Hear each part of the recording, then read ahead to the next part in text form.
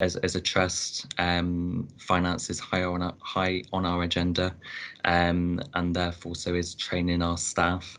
We're a 60-member finance team. That includes income and contracting, and then my team, so PMO. And then we actually have a shared services that sit outside of our finance team that include payroll, procurement, creditors and debtors, and do work on behalf of the trust. And then our community services, Gloucestershire Health and Care. And then we were recently, well, not that recently anymore, but level 1 accredited in autumn 2019. And then hopefully today we'll find out, or tomorrow, whether we have achieved level 2 that we submitted back in December. So that will be exciting for the team today.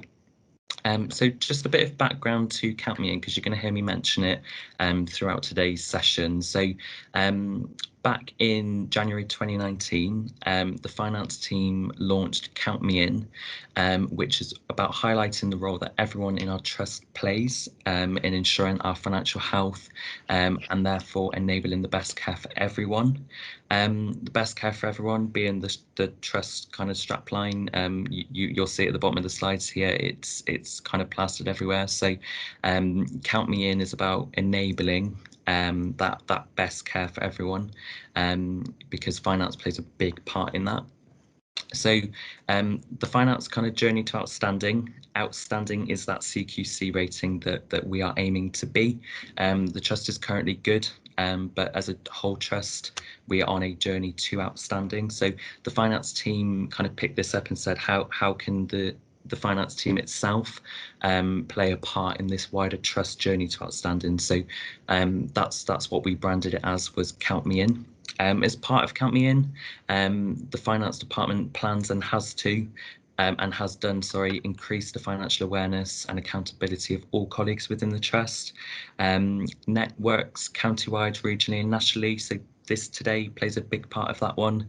Improve our financial systems and processes, and then taking pride in our work and be a highly functioning department.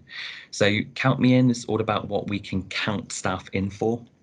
So you'll see the middle slide there.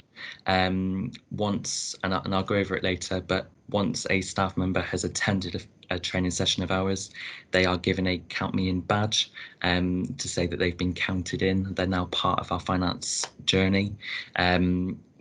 We do have to highlight there, those badges were funded by our ex-director of finance. So we do tell staff, because when we're sat there telling them to save money, they do say, why are you giving us a badge? So staff within our trust love badges. We have badges for everything. So they wear them with pride, and it's really nice to see them across the trust on our non-exec directors when they're at board as well. So they've definitely made a scene across our trust.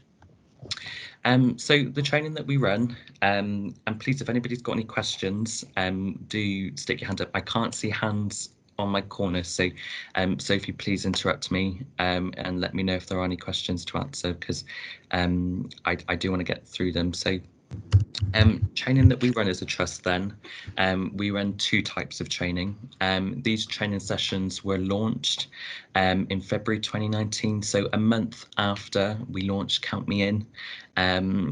Rob will kind of vividly remember, myself and other PMO colleagues kind of pushed the finance team to launch some sort of finance training. It's something that the department had run kind of 5-6 years ago, pre financial special measures, and it kind of just drifted away. And we'd be sat in meetings, we'd be sat in team meetings, and members of the finance team would say, oh, that training we ran was great. You know, I remember that training, and wouldn't it be nice if we could do it again? And as well, myself and other colleagues kind of got a bit frustrated and was like, why don't we just launch this again? You know, we've got a reason to now. We've got a kind of means to be out there in the trust and to be seen. So back in Feb 2019, then we launched our financial awareness training. I sent a blanket email to all budget holders without telling anybody in the finance team. and then before they knew it, we had kind of 30 bookings within an hour, and they had no choice to go back. So for anyone that's stuck thinking, I really wish my team would launch some sort of training, I just went ahead and did it, and we've not gone back since. So it's definitely given our finance team a great push to continue training and to originally launch that training session. So our financial awareness training then is we originally launched it just to budget holders. However, the session is open to all staff that are interested in finance. They want to know more, and they hear about it on a day-to-day basis. So what we cover in our financial awareness session then is glossary of terms quiz. So we go over how the kind of most commonly used terms within finance. We then give a financial overview, so where the trust is currently at, where we're at in kind of cost improvement targets, the role that everyone plays. That's a real good one. So it shows staff that no matter where you are within the trust, no matter what role you're in, whether you are a budget holder, whether you're a PA, a domestic, you do have a role to play within the trust's financial sustainability. We then go over a really good case study that Rob introduced to us. And then finally, we do a good we do a bit of a promotion on our HFMA e-learning that we offer out there.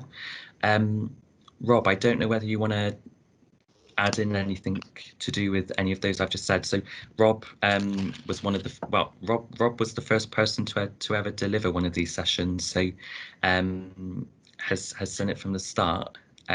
Josh, I think you're doing a splendid job. So there's not much I was going to say other than some of the roots of what we're doing here. This isn't just something that we've created ourselves. We really reach out to other organisations for their help. So actually, if you were, I don't know if there's anyone on the call from Cornwall, for example, but so one of the Cornish trusts would recognise the roots of some of our training material.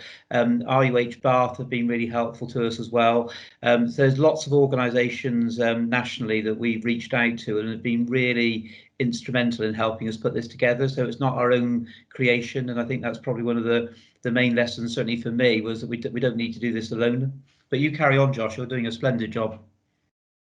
Thank you, Rob. So I just to add to what Rob said there is that we're more than happy to share our material. So if after today's call you'd like to see any of it, I do have our entire training package, all handouts, all presentations in a pack with kind of description on how we run the session in more detail. So I'm more than happy to share that, because as Rob said, we kind of formed our training sessions from stuff we'd previously used. So that just kind of outlines the financial awareness training session.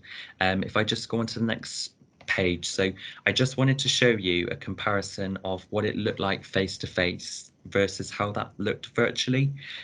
So if I look at the left of my screen, I hope it's the left for you guys as well. We run our financial awareness training for 2.5 hours. This session previously was for 2 hours, and feedback from staff said that had attended said we would have liked longer. We wanted to know a bit more, so we actually extended that session to 2.5 hours.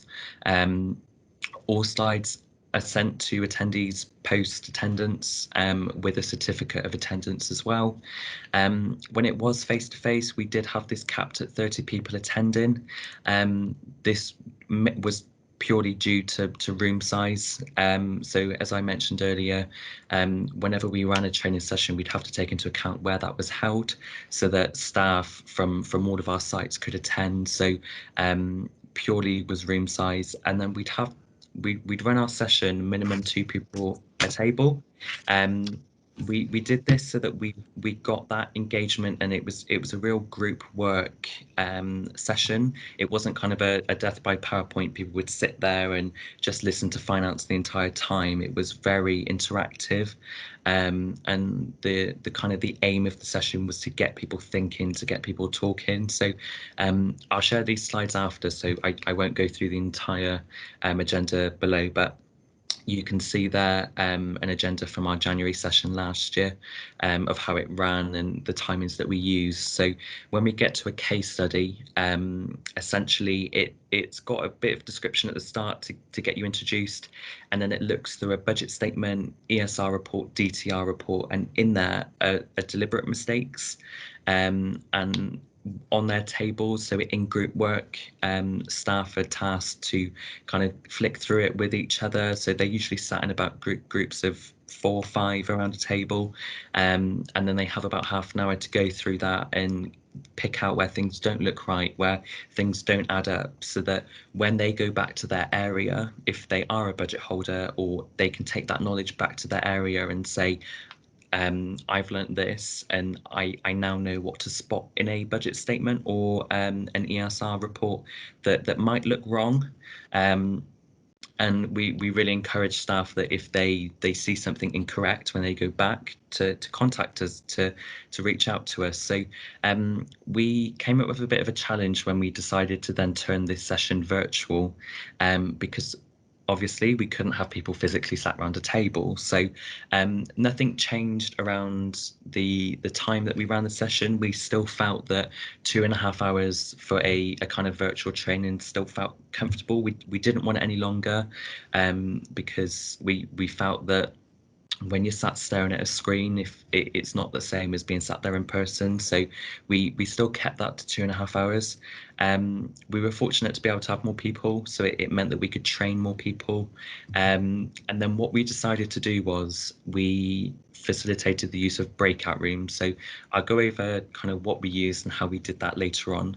But for our training sessions, we actually used breakout rooms, and we adapted the case study into more of a budget statement introduction, and going over how budget statements look and the common mistakes to look out for.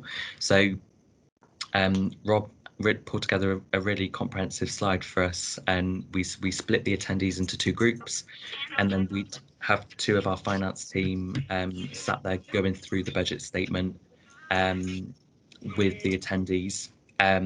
We split them into 2 groups, just purely for the reason that with a smaller group, we felt they'd be able to ask more questions.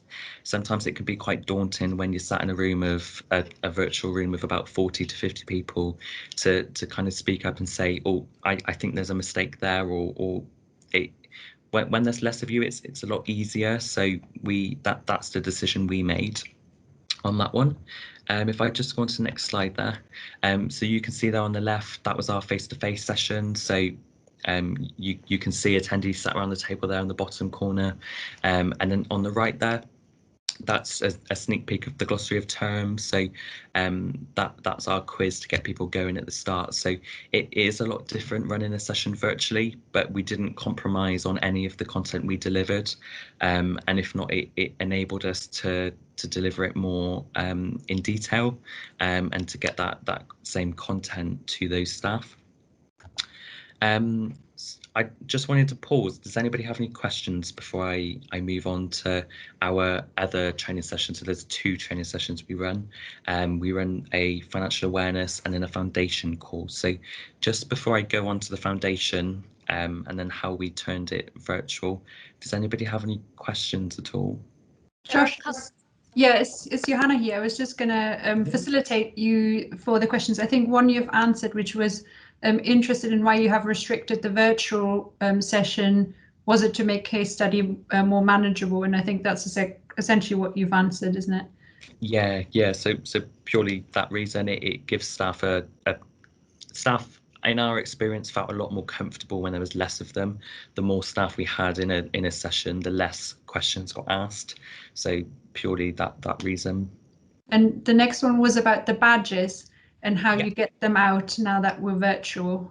So I can't speak for trust, so we're quite lucky to have an internal post within our trust. Now, a lot of the staff that attend are clinical, so are still working physically within the trust. So whenever I'm in the office, I post them all out to them. I'll come on to that at the end of the next session about what we used to do with badges, but we send them through the internal post now to staff, and they tweet us photos of them when they've received them. Another question, how often do you run the session? Yeah, so I don't think I've actually got a slide on that one, so it's a great question. Every other month. So we tend, so when we first launched the training session, because we wanted to get a feel for how staff liked the session, whether it was worth running more of them, we ran 2 sessions kind of over 2 days. So we ran our awareness course over, I think it was like a Wednesday and a Thursday. So we did 2 sessions, and then the week after we did another 2 sessions. So we kind of got, it must have been over 100 staff through in the initial period, just to see whether staff actually liked this training session. We didn't launch our foundation session until September 2019. So I'll talk over that in the next slide, but currently training runs every other month. So we'd have, we've got foundation next month, and then in March it will be an awareness session. So they alternate, and then we have a bit of a break over the summer. August and September we don't run any training for staff just because of holidays, and then we start that back up in October. One more coming. Do you put anything like the glossary on a finance section of the intranet? So yes, we do have the glossary of terms on the intranet for staff to view. The way that we run it in the awareness session is more of a quiz. So previously, when it was face-to-face, they'd have a blank glossary of terms. It'd have all of the terms there, but no description. And then we'd give staff 10 minutes to kind of go through in their groups of 5 and work out what those terms meant. So WTE, can't think off the top of my head, but things like that. And then we'd go around table by table and get staff to kind of shout out and say WT, whole time equivalent. Rob did a great job for us of kind of making that fun quiz environment, which other facilitators picked up when they ran the session. So it was a real good icebreaker for the start of the session. It gave staff a good chance to get to know each other for 10-15 minutes and work out those terms together. When we ran this virtually, what we did was ran it the same, but we'd kind of go around and get staff to stick their hand up or just shout out to us. Obviously we couldn't do it around a table, so we had to adapt that one. I think last one, and then maybe we pause until we finish the rest, but someone saying we're creating training videos to complement virtual. We are going to create training videos to complement virtual sessions. Have you considered this? So yes, that will be on my last slide of what's next to come in 2021, and I'll update you on what our plans are as a trust. And it would be great to hear any feedback at the end as well of what anybody's doing in their trust that we aren't doing. I've got a long list to share with our training working group this year, so it would be great to add to it and expand our training. So thank you for that, Johanna. So if I go over the foundation training now, so after having ran our financial awareness training successfully, we got a lot of feedback from staff that said we want more. We want more in-depth sessions.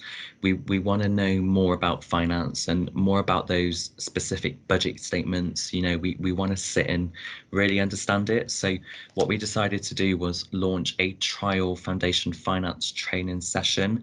Now, this was one of those sessions that had been run 5-6 years ago. And colleagues around the finance team had always referred to it as being the foundation session that was great, and staff loved it. So it was really frustrating for me to hear how much staff loved it, yet we weren't doing it. So after the great feedback we'd had from budget holders, we decided in the September of 2019 to actually launch a foundation finance training session. Now this one is more aimed at budget holders because it's more in depth. It looks at those specific things that a budget holder would need to know. However, we don't restrict any of our training to just budget holders. If any member of staff wants to attend, it's open to them. We're really keen on not just kind of saying this is just for budget holders. Our training is open for anybody that wants to attend. We've had governors, we've had all of the governors attend, non-exec directors, executives. So we keep our sessions open to everybody really, no matter how senior or how important they feel. Everybody's welcome. So the foundation finance training then is what we'd call a cafe style. Now cafe style means something different to everybody. So if I just explain what we use that term as. So essentially when this was ran face to face, we'd have a room of 4 tables. Each one of those tables would have a presenter, and that presenter would deliver a topic. If I go on to the next slide, it'll be easier to physically show you. So when we ran this session face to face, we'd use our bigger rooms. We're lucky enough to have education centres on both sites, both of our main sites. So we use the lecture halls there, which allow us to kind of spread out full tables. Each table would have a different topic. So in our foundation finance training, we go over budget statements. That would be a table. ESR and DTR reports, that would be the next table. Governance, capital and charitable fund accounting, and then financial sustainability. So because we had, so this session is 3 hours. So it's half an hour longer than our other session because it's more in depth. And what we've done is, because it's for 3 hours, we decided to stick a break in the middle of it. But what this actually allowed us to do was, now it's set out like this for pure convenience because our shared services sit external to both sites.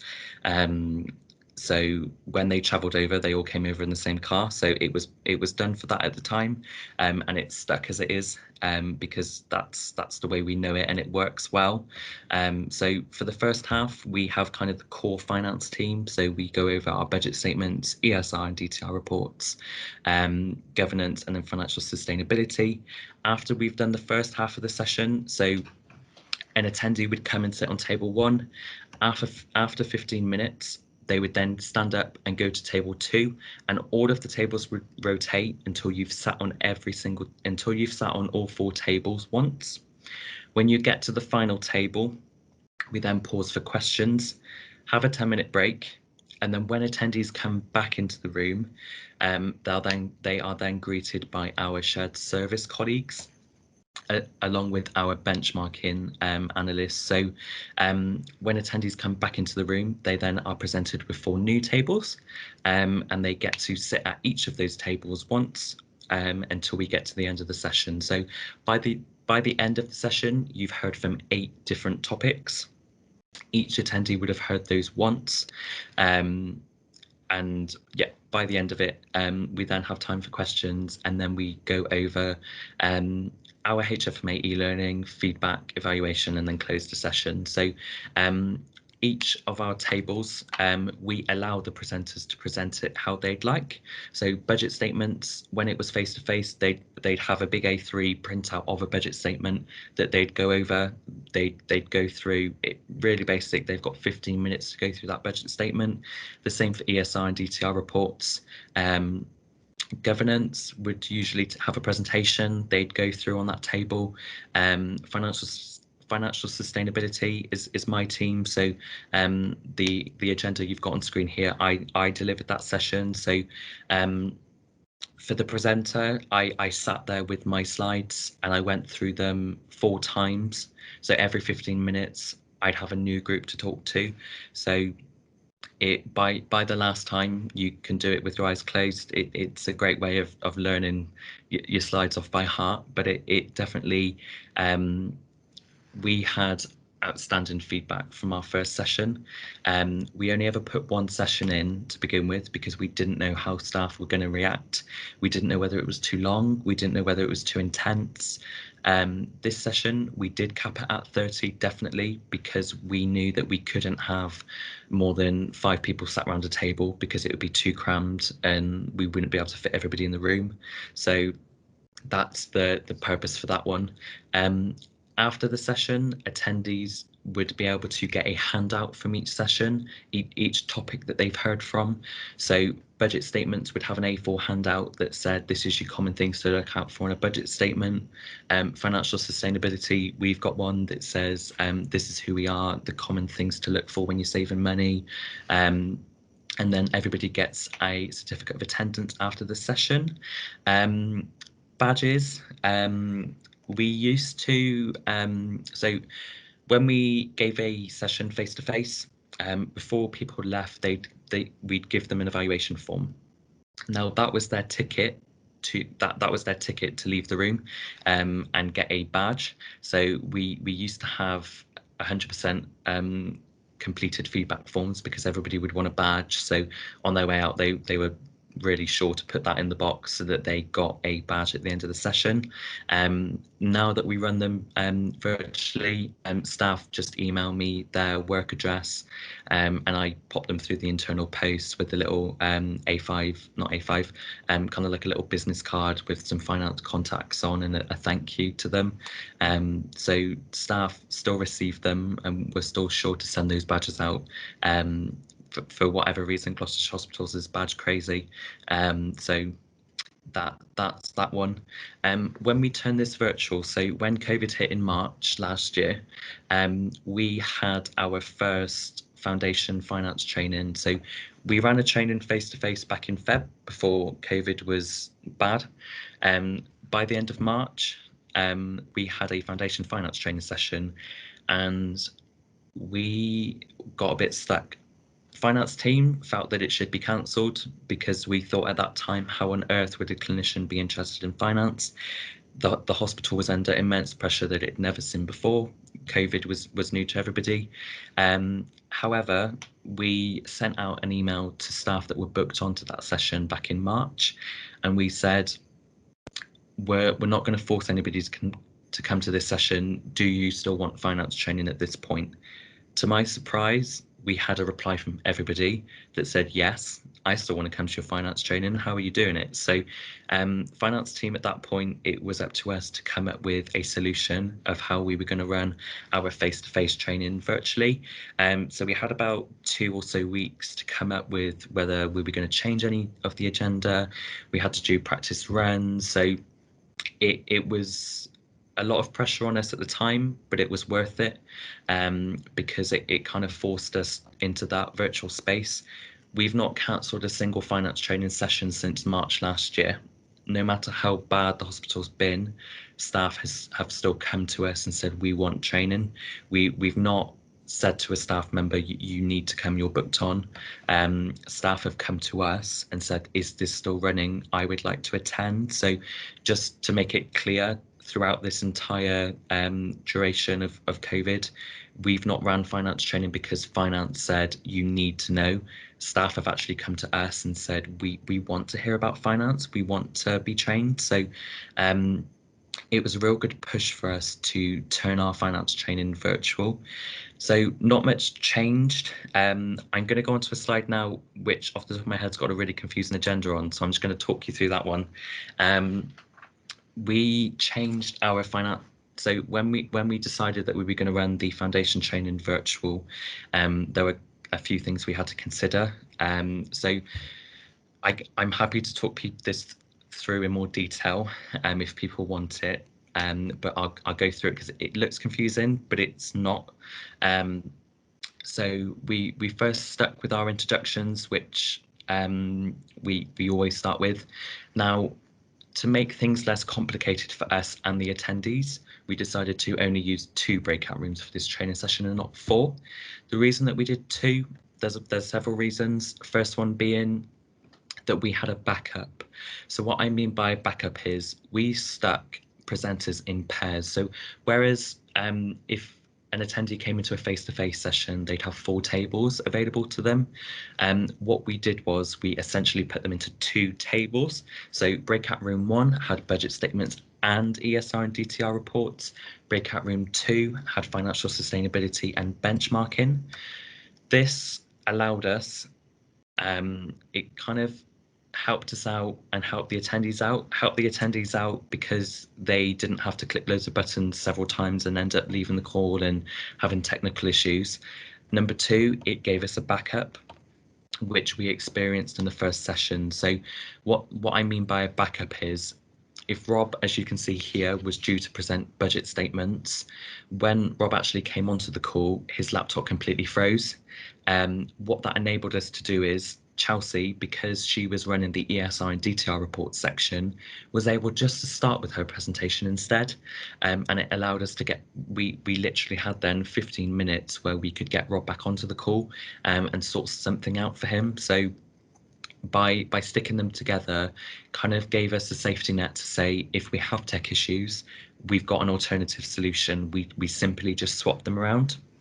So in breakout room 1, whilst the green Chelsea and Rob were presenting their topics, Johanna and Jassy would make a start on their financial sustainability. So we'd have 2 rooms presenting at the exact same time for half an hour.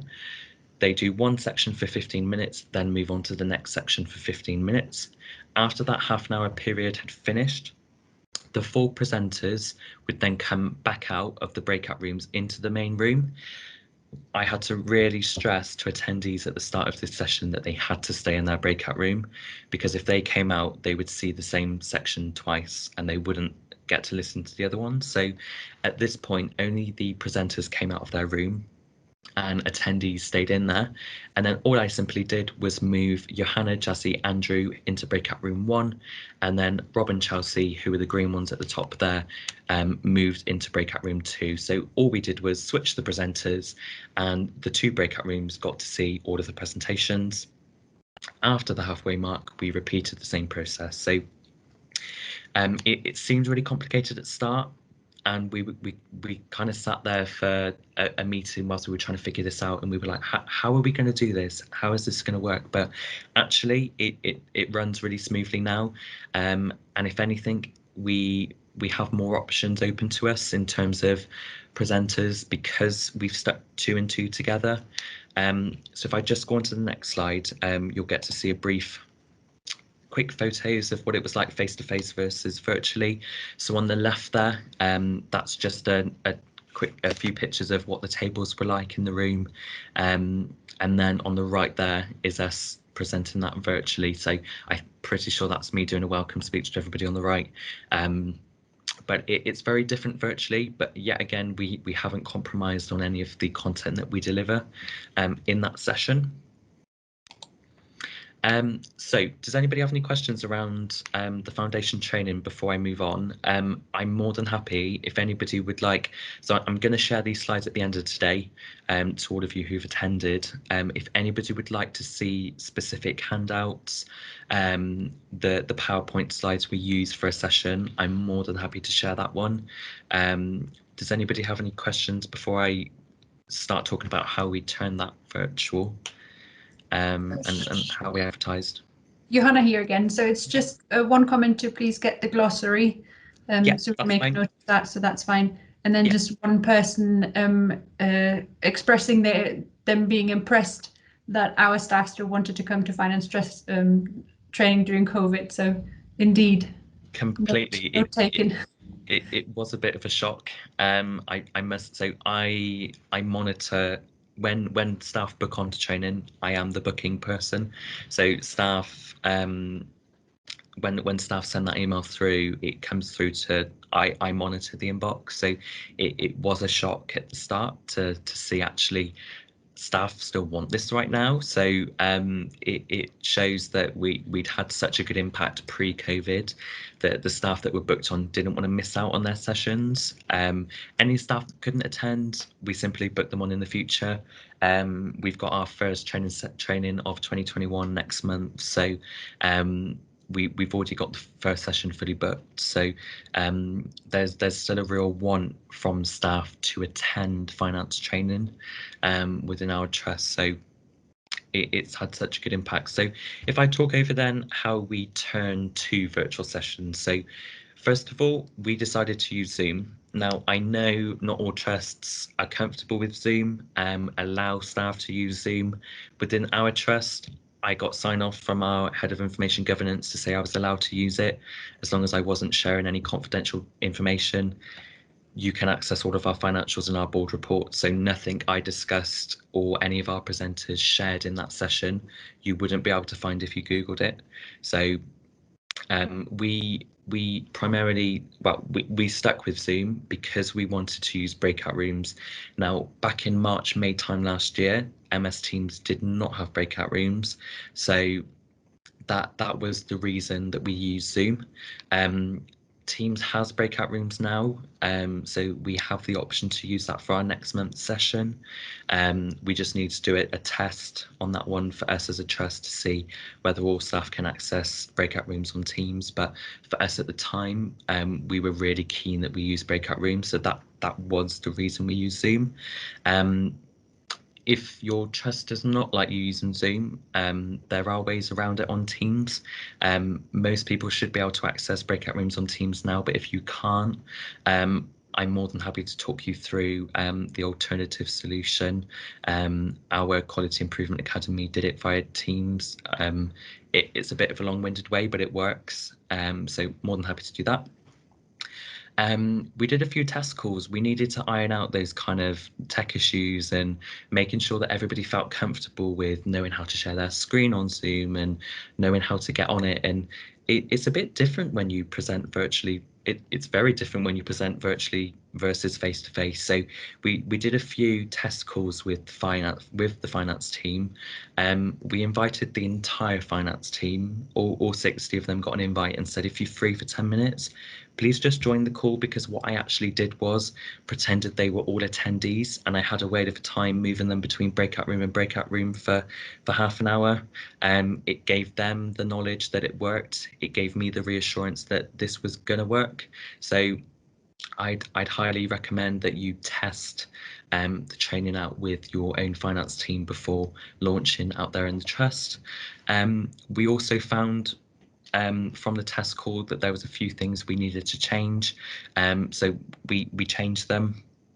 There were a lot of concerns that this was the first time the finance team had ever done anything virtual, any sort of virtual training. So to mitigate any kind of concerns and issues, we added in those backup presenters who could be there in case there were any issues. So when we have an agenda now, we have a backup slot.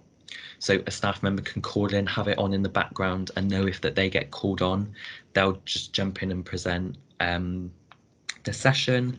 And then finally, the other way that we kind of promoted our virtual sessions out there within our trust was after we agreed that virtual was going to work and that this was what we wanted to do, we spread the word out there. We got that plastered everywhere. So a few of you might have seen us promoting it on Twitter to staff, and I'll go over in a minute kind of internal channels that we promote our finance training through, but we shouted everywhere we could about the fact that we were doing virtual training sessions within our trust. From my knowledge, we were the first team to go virtual with our training. Most other teams stopped all training when COVID hit. Now, as I said, we purely did that because staff still wanted it. We didn't do this because we kind of said to staff, you have to attend. It was purely it was voluntary. Staff voluntarily said, I still want to attend this. So we kind of made a bit of noise about that to say we're still running our training if you're not busy right now, because not all teams were in COVID. A lot of teams, staff shielding, for example, it was a big change from them, especially if they were used to doing a hands-on job. To then be shielding at home was a big change. So we had a lot of staff who were shielding attend our sessions because they could from the comfort of their own home. So this slide here, if anybody would like to pinch it, I'm more than happy. What we did for our attendees was we went over a using Zoom slide at the start of every session. I still do it now, no matter if it is the finance team we're using Zoom with, just to go over the kind of the mute, chat, and then raising the hand, because most staff were used to Teams at the time, so using Zoom was different for them. So we had this at the start of every presentation. And then because we were using breakout rooms, we gave staff the heads up at the very start of the session that at some point within the next hour, you will be asked to join a breakout room, and this is what it will look like. So that when this message came up on their screen, they weren't freaked out, they knew what it was, they simply clicked join breakout room, and then they went into their breakout room. So that kind of mitigated any issues with attendees on the day. If I pause for any questions, and then I'm aware I have 15 minutes, so I'll try and fly through the rest of it. If any questions at all. None. Just a comment that in a trust they're asked to support clinical staff. That will be the impact the ability to run these sessions, and is that something that we're having to deal with? So luckily we've not had much of an impact where we've had so many staff drop off the session that we've had to cancel one. We've always had a consistent amount of attendees, quite luckily really. Staff that have booked onto our sessions come from all areas, not just clinical areas, so a lot of corporate staff that were working from home throughout the first wave booked on because they were at home, they had more time, they weren't being asked questions in the office, so they had an hour free in their day where they could hop onto the call. So for us, no, we haven't been affected by any staff being told not to attend, just because we had high enough booking numbers for those. And to add to that, Josh, I think from our own finance team's availability, we're trying to make sure that each session can be run by different people so that we don't get stuck that if one attendee can't make it, we can't fill the session. So that's how we try to mitigate against our own staff shortages. Completely. And I've so within the team, we have a booking sheet where staff, the finance team, book on to present a section of a training session. So if a staff member wanted to do the glossary of terms, they can book themselves on to deliver that. We're really keen that not one member of staff delivers the same thing every single session, just because that kind of limits us to when we can run sessions and how often they're run. So almost all of our finance team have actually sat on a session, so they know how it's delivered. They've listened to the content. They've sat there as an attendee. So that's one way that we encourage all finance staff to book on and deliver a session. So advertisement within the trust. So we have many channels of advertisement. The first one in the top left there is divisional newsletters. So our trust is split into 5 divisions if we count corporate. Most of them have a divisional newsletter that go out to all staff within that division. Cutting edge is surgery. So as much as our surgery finance team have a section in there usually, I add in a finance training section, finance training bit on a monthly basis that says these are our dates. If you'd like to book on, please email. Finance training within our trust, we do our bookings via an email address. We were fortunate enough at the time when we launched finance training that we could put dedicated resource onto that. So I manned that inbox myself, and I ensured that all bookings that came through got responded to and booked on. So we've expanded that now. It's not just me, but finance training is seen as important by not only the finance team, but staff as well. So we made sure that we had staff to the finance team to man that inbox and to cope with those bookings. Other forms of advertisement include budget holder emails, to the top right there. We used to have pre-COVID weekly emails. So every Monday evening, an email would come out from the chief exec, and you could include updates in that. So we'd have updates about our finance training in those emails as a way of staff booking on. And then on our staff intranet site, under our training section, we have our finance training there available also for staff to book on. Just go on to the next one. So when we went virtual, we tried to advertise these more virtual. So with the help of Hayley, who sits in my team, we took to Twitter, and we advertised a lot of our training sessions on there,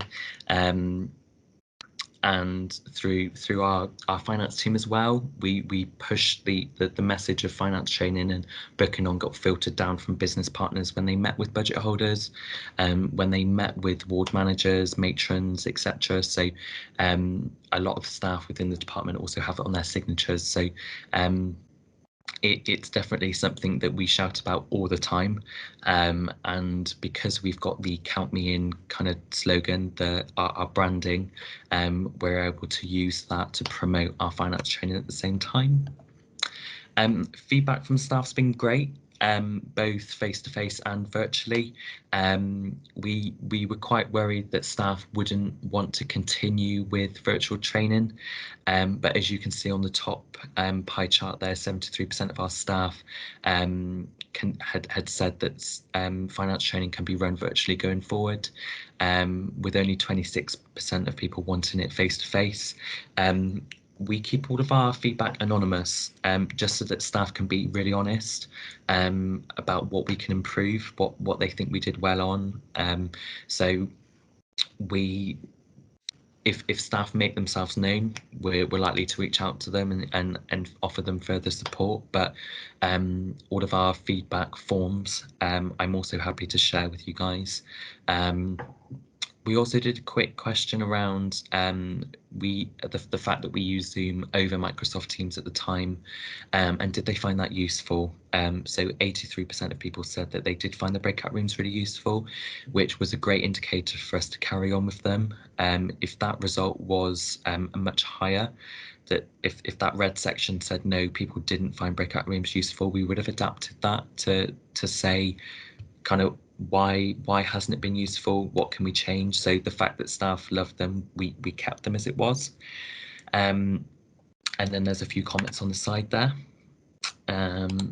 So next steps, what do we have planned next for the finance team? So at the end of last year, we released all of the dates for 2021. So we've got roughly 10 training sessions planned for this year, one every month, but they alternate between awareness foundation. We're always open for expansion. So what I can update on is we are just about to launch a foundation part 2 session. So we've had interest from different teams within the trust, counter fraud, temporary staffing, costing, income and contracting, that have said we'd love to be part of your session. So primarily because I didn't want to extend these, and neither did anybody else, more than 3 hours, we've actually introduced a part 2. So we're going to launch a trial one at March time, and that will allow staff to meet even more teams that have an impact on finance. Our Director of Operational HR actually sat on our first session, our first foundation session, and went back to her team and said, why aren't we doing this? We need to replicate this. So our HR team are actually in the process of launching their own kind of foundation session. All of our training is now on our ESR records, so staff now, when they attend a session, can have that on their record if they move from trust to trust. ICS partners, so we're training both from and for our ICS teams. we're doing a lot of networking at the moment with our ICS partners, so that's definitely something that's being pushed this year.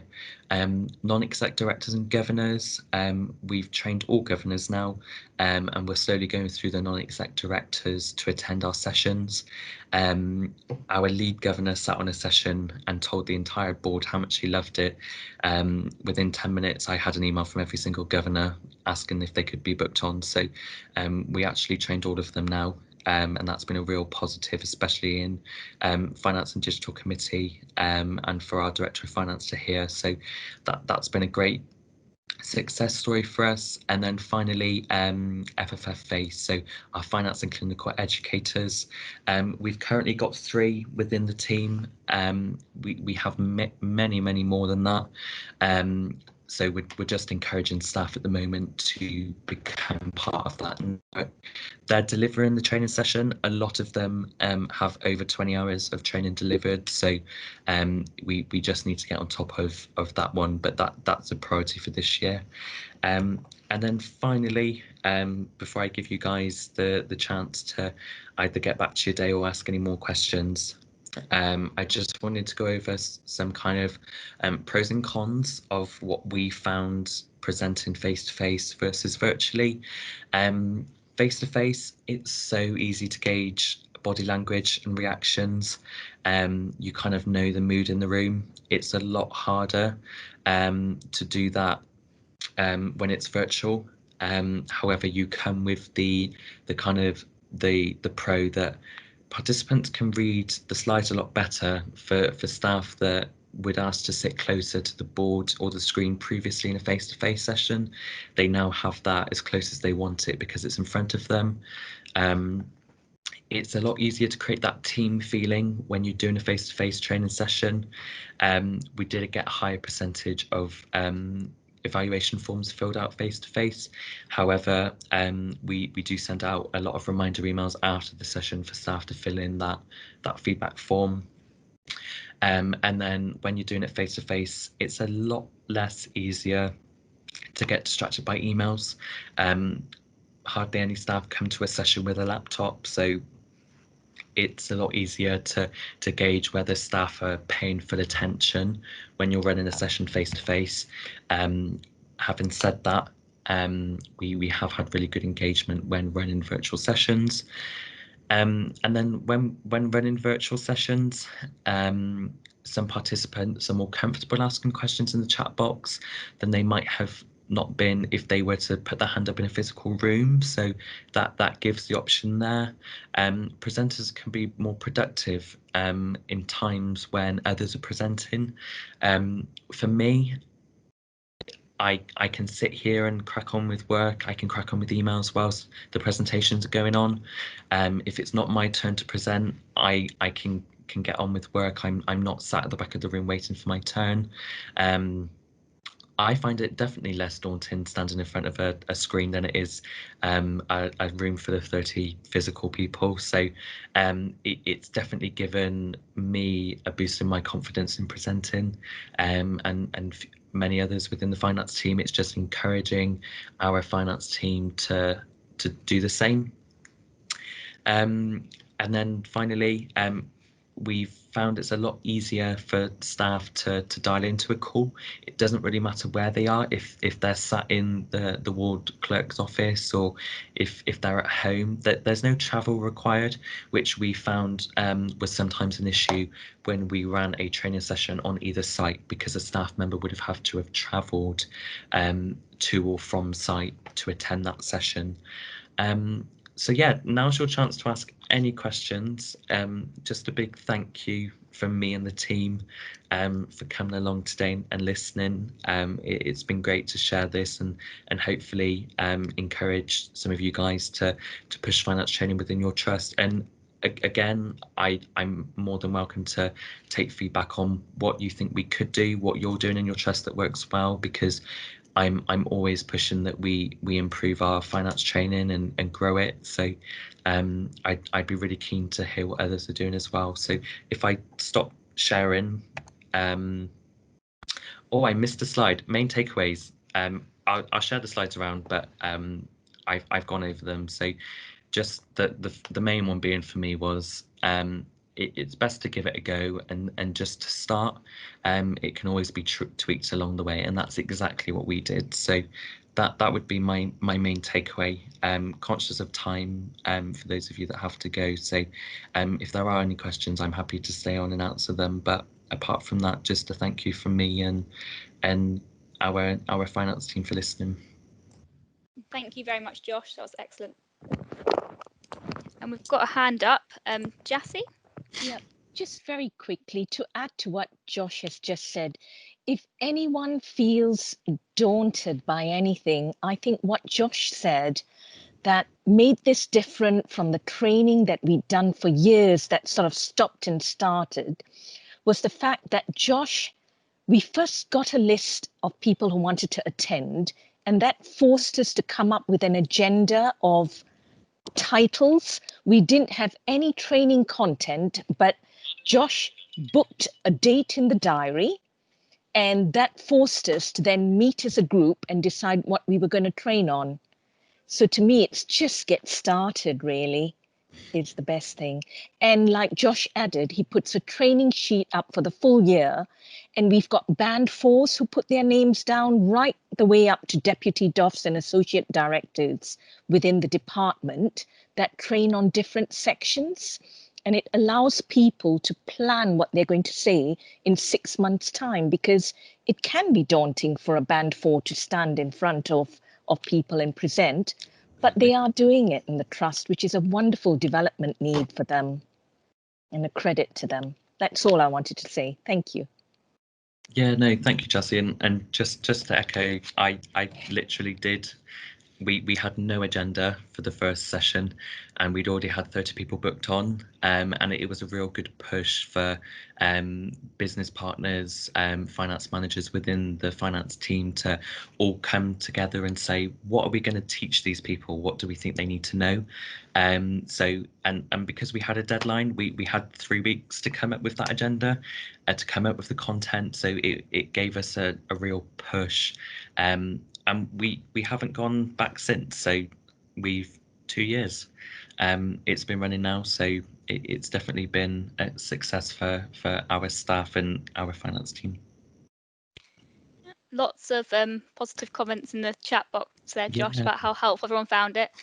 And I think a lot of people would be after your training pack. Yeah. If you're happy to share that. Of course. Yeah, really, really good. Thanks very much, Josh. Has anyone got any other questions?